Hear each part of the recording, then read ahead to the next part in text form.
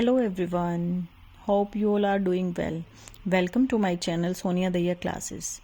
Today our next topic is bioecological theory given by Braun Fenbrenner.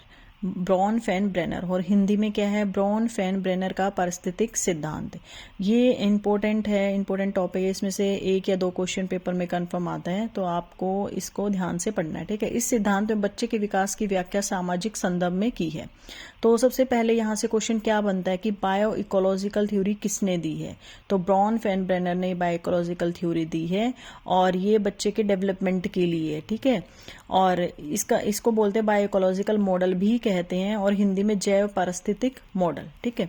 तो second question यहाँ से बनता है, इसकी सीरीज पूछते हैं कि कितने लेवल्स दिए हैं ब्रॉन फेनब्रेनर जो पारिस्थितिक सिद्धांत, इसमें कितने लेवल्स। तो 5 लेवल्स हैं। आपको उनके नेम अच्छे से लर्न होने चाहिए।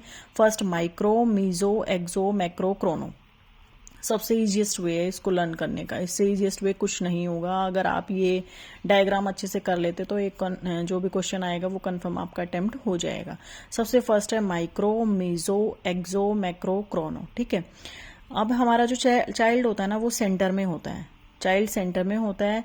इसमें से एक क्वेश्चन आता है, सीरीज याद रखनी है। ऐसे दे देंगे कि फर्स्ट लेवल कौन सा है, सेकंड, थर्ड, फोर्थ, फिफ्थ, तो आपको सीरीज में याद रखना है। फर्स्ट माइक्रो, मीजो, एक्सो, मैक्रो, क्रोनो, ठीक है।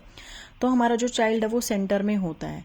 जो फर्स्ट लेवल है हमारा माइक्रो सिस्टम जो है उसमें क्या क्या आता है माइक्रो सिस्टम में। माइक्रो सिस्टम में ना जो बच्चा होता है वो डायरेक्टली इंटरेक्ट करता है माइक्रो सिस्टम से। और माइक्रो सिस्टम में आता क्या है, अब इसमें से क्वेश्चन आता है माइक्रो सिस्टम के कौन कौन से पॉइंट्स है। जैसे फैमिली से इंटरेक्ट डायरेक्ट करता है बच्चा, फ्रेंड से डायरेक्टली इंटरेक्ट करता है, टीचर से डायरेक्टली इंटरेक्ट करता है, सिबलिंग से डायरेक्टली इंटरेक्ट करता है, पीयर से डायरेक्टली इंटरेक्ट। तो ये ऑप्शन दे देते हैं, इनमें से पूछते हैं कोई एक अदर ऑप्शन ऐसे दे देते हैं कि जिससे डायरेक्टली इंटरेक्ट नहीं करता, तो आपको वो ध्यान रखना है। तो फैमिली से, ये तो सबको पता है कि डायरेक्टली इंटरेक्ट बच्चा किससे करता है, family, friend, teacher, siblings, peers.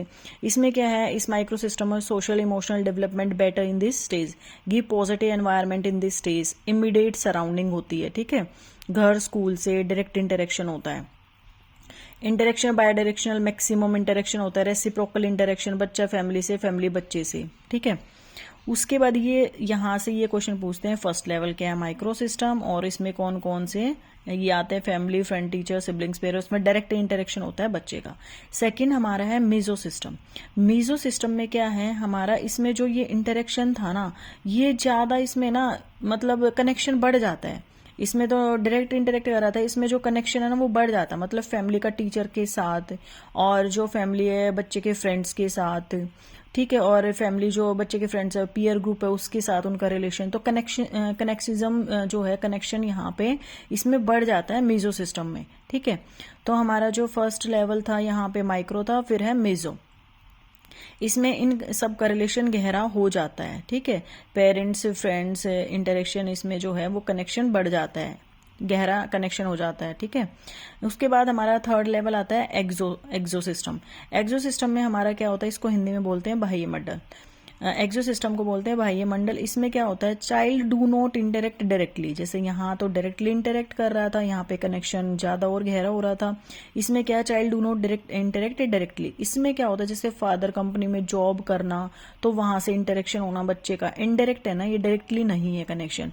उसके बाद school board do not directly, मतलब डायरेक्ट इंटरेक्ट नहीं करता चाइल्ड से। उसके बाद है हेल्थ सेंटर, इनडायरेक्टली इफेक्ट करना, फादर की ट्रांसफर होना, तो बच्चे पे तो इफेक्ट पड़ेगा ना, बट इनडायरेक्टली वो फादर के थ्रू हो रहा है, बच्चा डायरेक्टली इंटरेक्ट नहीं कर रहा है, इनडायरेक्ट इफेक्ट करना। और उसके बाद है गवर्नमेंट पॉलिसीज, मीडिया भी इनडायरेक्टली इफेक्ट करती है बच्चे को। मीडिया से बच्चा डायरेक्टली इंटरेक्ट नहीं कर रहा है ना, वो इनडायरेक्टली इंटरेक्ट करना होता है। तो ये पॉइंट्स पूछ लेते हैं कि मीडिया हो गया कि गवर्नमेंट पॉलिसीज से है, तो वो क्या है हमारा, किस में आएगा, वो आएगा हमारा एक्सो सिस्टम में, ठीक है। तो आपको याद रखना, फर्स्ट है माइक्रो सिस्टम, इसमें डायरेक्ट इंटरेक्शन करता है। मीजो सिस्टम में इसमें जो कनेक्शनिज्म है वो हमारा बढ़ जाता है, कनेक्शन बच्चे का, और जो उसके पेरेंट्स है उनके टीचर के साथ, उनके फ्रेंड्स के साथ कनेक्शन बढ़ जाता है। देन एक्सो सिस्टम में child do not interact directly. इसमें क्या है, फादर का अगर आपका ट्रांसफर हो रहा है तो उससे भी बच्चे पे इम्पैक्ट पड़ेगा, तो ये इनडायरेक्टली होता है इसमें। देन हमारा आता है मैक्रो सिस्टम। मैक्रो सिस्टम में आता है हमारा, इसको बोलते हैं वृत्तमंडल, इसमें क्या है, आपको ये पॉइंट्स याद रखने हैं बस। इनमें से ये एक ऑप्शन आ जाता है कि मैक्रो सिस्टम में इनमें से क्या है। मैक्रो सिस्टम क्या है, इसमें वैल्यूज, लॉज, प्रथाएं, इकोनॉमिक लेवल्स, अपॉर्चुनिटी, ठीक है, और culture, morality, law, rules of society, society के बारे में आ जाए, लॉ, कल्चर और लॉज, प्रथाएं, इकोनॉमिक लेवल्स, हिंदू मुस्लिम इस टाइप से, सोसाइटी से रिलेटेड, कल्चर से रिलेटेड, लॉज, प्रथा, इकोनॉमिक लेवल, तो इस टाइप से आ जाए तो वो किस में आएगा, हमारा मैक्रो सिस्टम में। लास्ट है हमारा क्रोनो सिस्टम। क्रोनो सिस्टम नाम से ही पता चलता है, क्रोनोलॉजिकल नहीं होता, टाइम से रिलेटेड, समय के साथ परिवर्तन, एनवायरमेंट के साथ नई नई चीजें सीखना, change with time. Chronological English में एक वोकैब वर्ड है क्रोनोलॉजिकल, उसका मीनिंग क्या होता है, change with time. Change with time, समय के साथ परिवर्तन, एनवायरमेंट के साथ नई नई चीजें सीखना। जहां पे भी क्रोनो वर्ड आ जाए वो टाइम से रिलेटेड होता है, तो समय के साथ परिवर्तन, चेंज विद टाइम, एनवायरनमेंट के साथ नई नई चीजें सीखना, तो वो आता है आपका क्रोनो सिस्टम में। तो मैंने आपको 5 लेवल्स बताए हैं, तो यहाँ से क्या क्या क्वेश्चन बन सकता है। फर्स्ट क्वेश्चन बन सकता है, बायो इकोलॉजिकल थ्योरी किसने दी थी, ब्रॉनफेन-ब्रेनर ने दी थी, ठीक है। हिंदी में इसको क्या बोलते हैं, जैव पारिस्थितिक मॉडल। यहाँ से 1 या 2 क्वेश्चन कंफर्म आते हैं। फर्स्ट क्वेश्चन ये बनता है। फिर बनता है बायोइकोलॉजिकल जो थ्योरी है उसमें कितने लेवल्स हैं, इसमें 5 लेवल्स है। फिर उनके नेम आपको पता होना चाहिए। फर्स्ट है माइक्रो, देन मीजो, एक्सो, मैक्रो, क्रोनो। इनकी सीरीज पता होनी चाहिए। सीरीज में पूछते हैं कि फर्स्ट लेवल कौन सा, सेकंड कौन सा, थर्ड कौन सा, फोर्थ कौन सा, फिफ्थ कौन सा। ये सीरीज याद होनी चाहिए आपको। 3-4 बार ऐसे बोल के देखोगे ना, माइक्रो, मीजो, एक्सो, मैक्रो, क्रोनो, तो आपको लर्न हो जाएगी, ठीक है। फिर उसके बाद क्वेश्चन बनता है कि माइक्रो में कौन कौन से पॉइंट्स होते हैं, family, friend, teacher, sibling, peers, ये होता है। फिर ये पूछते हैं कि डायरेक्ट इंटरेक्शन कौन से उसमें होता है, तो माइक्रो में डायरेक्ट इंटरेक्शन होता है।